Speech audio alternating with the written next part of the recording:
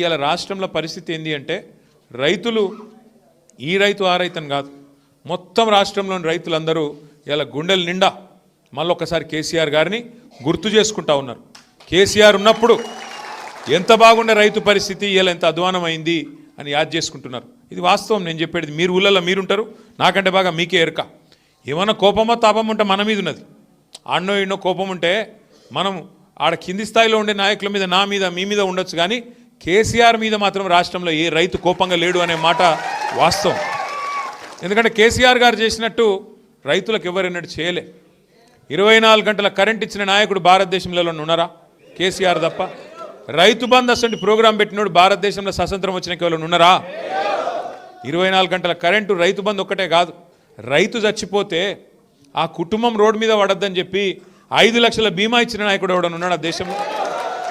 అందుకే రైతుల కేసీఆర్ గారంటే ప్రేమ.